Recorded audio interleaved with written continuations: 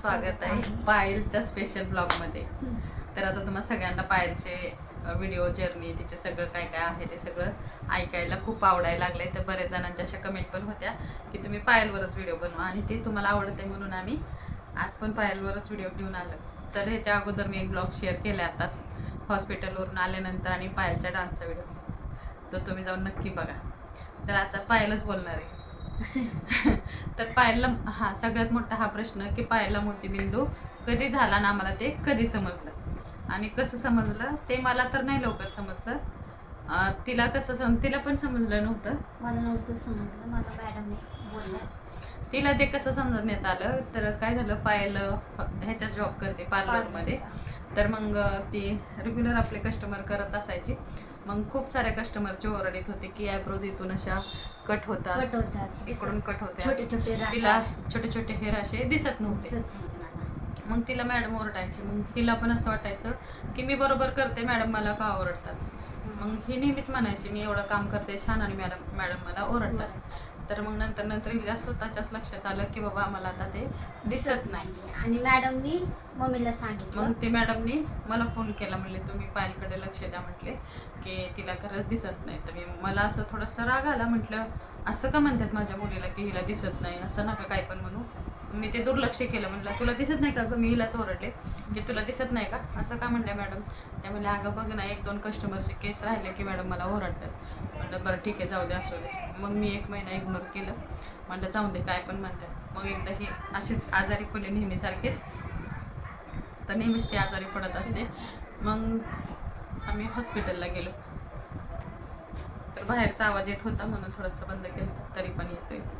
तर काय झालं तर पायला आजारी पडली होती. तिला ना असं बँड येत होते. आता ती तर मोठी खूप स्टोरी. ती तेव्हा तर आम्ही खूप खूप खूप वैतागलो होतो. ती स्वतः तर खूप वैतागली होती. ती अशी झाली होती. तिचं वजन 38 किलो झालं होतं. आता 45 किलो वजन येते. तर सध्या 38 किलो वजन झालं होतं. बाहेर खूपच गोंधळ आहे, इग्नोर करा थोडंसं. तर तिचं वजन 38 किलो झाल्यानंतर तिला खूप सारे बँड आले. नंतर मग एक असं मोठं बँड आलं, त्याला असं तोंडच फुटलं नव्हतं, म्हणजे त्याला केसतोडा म्हणतात वाटतं. तर ते डॉक्टरी भाषेत काय म्हणतात माहीत नाही. मग आम्ही एका डॉक्टरकडे तर साध्या नेलं. तिने सांगितलं की ह्याचं ऑपरेशनच करायला लागलं. मग असं 3-4 ठिकाणी मी नेलं. तिथं पण इथं छोट्या छोट्या हॉस्पिटलमध्ये नेलं मी. ते म्हणले तुम्ही ह्याचं ऑपरेशनच करायला लागेल. मग इथं थेरगावमध्ये एक सरकारी दवाखाना आहे. मग तिथं घेऊन गेले मी. तिथं घेऊन गेले की सकाळी घेऊन गेले तर संध्याकाळी लगेच तिचं तुरंत ऑपरेशन करण्यात आलं. मग आम्ही तेव्हाच सांगितलेलं दिसायला थोडंसं कमी येतं. मग ते म्हणजे तुम्ही इथं डोळ्याच्या, म्हणजे मला ते बोललेलं लक्षात होतं की बाबा हे हिला दिसत नाही असं म्हणले ते. तर म्हणलं चला आपण हॉस्पिटलला आले तर सगळं चेकअप करून घेऊया. मग तिथं चेक केलं ना थेरगावमध्ये. तिथं चेक केल्यावर ते म्हणले हा म्हणले हिला मोतीबिंदू आहे. तुम्ही हिला काय म्हणजे काय औषधं वगैरे घेतली होती का, हिला कशामुळे झाला, कुठं डोक्यावर पडली होती का, काय काय बरेच प्रश्न विचारले तेव्हा की मोतीबिंदू कशामुळे झाला होता म्हणून. म्हणजे आम्हाला थेरगावच्या हॉस्पिटलला म्हणजे 3-4 महिन्यापूर्वी हा 3-4 महिन्यापूर्वी ही गोष्ट समजली होती. म्हणजे त्याच्या आधी 2 महिने समजलं होतं की हिला दिसत नाही, पण मीच थोडं दुर्लक्ष केलं होतं. मला असं वाटलं नाही की असं एवढं काय असेल म्हणून. ते नॉर्मल असं वाटलं चष्मा वगैरे लागेल म्हणून. मग त्या डॉक्टरने सांगितलं हिला दोन्ही डोळ्यांचा मोतीबिंदू आहे आणि इथं काय ते ऑपरेशन होणार नाही. मग त्यांनी तिकडले हॉस्पिटलची माहिती सांगितली. पिंपरीला मासोळकर म्हणून हॉस्पिटल आहे, तिकडची माहिती सांगितली. शंकरराव मासोळकर असं हॉस्पिटलचं नाव आहे. त्या हॉस्पिटलमध्ये हिचा डोळ्याचा इलाज झाला आहे, म्हणजे आता एक ऑपरेशन झालेलं आहे. तर मग तिकडची माहिती दिल्यानंतर मग आम्ही तिकडं पण गेलो. तिथं जाऊन आल्यानंतर पण आम्हाला मग सगळे ट्रीटमेंट झाले. तेव्हा रक्त कमी होतं, ती आजारी होती कारण बँड येत होतं, त्याचं ऑपरेशन झालं होतं. मग ते डोळ्याचं पण लगेच होणार नव्हतं. आणि मला थोडीशी भीती वाटायला लागली की आता हिचं वय लहान आहे, लवकर हिच्या सगळ्या गोष्टी व्हायला पाहिजे. मग अशा पद्धतीने आम्हाला ते समजलं की हिला मोतीबिंदू झाला आहे. मग परत तिकडच्या हॉस्पिटलला नेलं. मला असं तरी पण मला असं थोडंसं मनाला वाटायचं की मोतीबिंदू नाही निघावा, की हिला चष्मा वगैरे असं काहीतरी द्यावं म्हणून. पण तिथं गेल्यावर पण समजलं की हिला मोतीबिंदू झाला आहे. मग हे पण घाबरली. ही तर आधीच थोडीशी भित्रट आणि घाबरट आहे, घाबरते कशाला पण मी तिला थोडंसं काय बऱ्यापैकी स्ट्रॉंग बनवलं. ही अगोदर घराच्या बाहेर पण निघत नव्हती.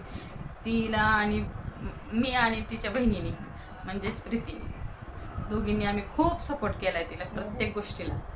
मी बाहेर जात नव्हते, मला काळे काळे चिडवायचे. मी कसलं बाहेर जात नव्हते. एकदा मी मम्मीचा खूप मार खाल्ला. तू बाहेर जा, बाहेर दुनिया बघ, बाहेर कसं वागतात, सगळं जगाशी लढायला लढायला शिक. मग तेव्हापासून मी बाहेर जायला लागले. तसं मग मला कळायला लागलं बाहेर 10वी झाल्यानंतर कम्प्लिटली 2 वर्ष घराच्या बाहेर जात गेली. नसायची. ती घाबरायची, म्हणायची मी शाळेतून. आणि 10वीचे तिचे विषय गेले होते, 3-4 विषय गेले होते. बघा ती म्हणते सांगू नको, तर जे खरं आहे ते सांगते. तर 10वीचे तिचे 3-4 विषय गेले होते. मग ती काय अभ्यास करत नसायची एवढा काय तिचा तेव्हा शाळेमध्ये. पण मी आजारीच होते. तेव्हा पण ती आजारीच असायची. 7वी पासून म्हणजे ती अशी आजारी पडली. 7वी पासून तिला रक्त कमी होण्याचा आजार झाला. त्याच्यापासून हा स्ट्रगल आमचा चालूच आहे कम्प्लिटली 1 महिना 2 महिने. मग 7वीला तर हिच्यामुळं तिचं पण नुकसान भरपूर झालं होतं. तिच्याकडं तर माझं खूप दुर्लक्ष व्हायचं. त्याच्यासाठी तिला पण सॉरी प्रीती.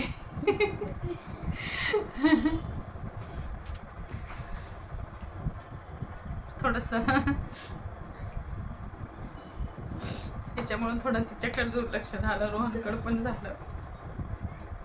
कारण मी 4 महिने लगेच हॉस्पिटलला होते. 4 महिने आम्ही दवाखान्यात, तर दोघीच. दोघीच होतो.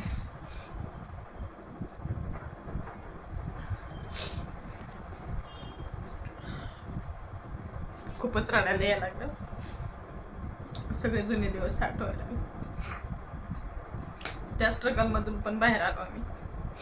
म्हणतात की काट्याचे घाव सोसल्याशिवाय ते एवढं काही मला माहिती नाही, पण असं म्हणतात. मग तिकडं आम्ही 4 महिने हॉस्पिटलला होतो. DY पाटील म्हणून, तेव्हा सरकारीच होता तो, पण थोडेफार पैसे लागत होते, एवढे नव्हते. ही होती तेव्हा 12 वर्षाची, आता 24 वर्षाची झाली. तेव्हा पण डॉक्टरांनी हिला नो गॅरंटी दिली होती. ICU मध्ये पण होते 8 दिवस. तिला तेव्हा आता खाता येत नव्हतं, उठता येत नव्हतं, बसता येत नव्हतं, बरेच काय काय आजार झाले तेव्हा. असे तोंड यायचे पूर्ण तोंड यायचं आणि तिला ताप येत होता. मग तिला सांगितलं होतं डॉक्टरनी बोन मॅरो ट्रान्सप्लांट करायचं म्हणून. तर हा आजार तर आम्ही कधी ऐकला नव्हता. तर तिला मेन आजार हा फॅनकोनिझॅनिमिया हा तिला मेन आजार आहे. आम्हाला हे 12 वर्षाची असताना समजलं. त्यानंतर तिला कधीच काही झालं नाही. तेवढं 1 वर्ष म्हणजे गेलं तसं आजारात. 7वीला असताना ते झालं होतं. 4 महिने हॉस्पिटल ॲडमिट होतो. त्याच्यानंतर 6 महिने तिला ते रिकवर व्हायला लागले. मग तेवढं वर्ष ते गेलं 7वीचं पूर्ण. 8वी 9वी 10वी आणि हे मधले काय 4-5 वर्ष तिला काहीच आजार येत नव्हता किंवा काही नव्हतं ना, असं नॉर्मल आजारी पडत होती. मग गोळ्या वगैरे सगळं बंद झालं होतं. मग म्हणलं चला सगळं व्यवस्थित झालं. जेव्हा माझ्या मुलीचं दुसरं लग्न झालं 6 महिने ही जॉब करत होती. म्हणजे आत्ताच सध्याचं सांगते, गेल्या वर्षी 2025ला तिचं लग्न झालं. 6 महिने हिने चांगला छान जॉब पण केला. नंतर तिचं लग्न झाल्यानंतर 6 महिन्याने आम्हाला समजलं की हिला दिसायला पण कमी येतं आणि हिला बँड यायला लागलं, हिला बरंच काय काय व्हायला लागलं. तेव्हापासून असं कंटिन्यू सुरूच आहे बघा. परत मागचे दिवस पुढे आले, म्हणजे जेव्हा ते 7वीला होती तेव्हा जे आजार येत होते ते तसंच परत व्हायला लागलं. म्हणून आता सध्या थोडीशी भीतीच वाटते मला अजून पण. हिला काय झालं की एवढंसं डाग जरी पडला तर आम्ही सगळेच घाबरून जातो की काय झालं का. कारण तेव्हा काहीच नव्हतं झालं, नुसता ताप आलता म्हणून ॲडमिट केलं होतं. ते तेव्हाच एवढा आजार निघला होता की बोन मॅरो करायचं. मग ते बोन मॅरोचं मी खूप सर्च केलं यूट्यूबला. त्याचा इलाज होतो पण गॅरंटी नसते. त्यामुळे आम्ही ते काही डिसिजन घेतलं नाही आणि आपल्याकडे तेवढे पैसे पण नाही.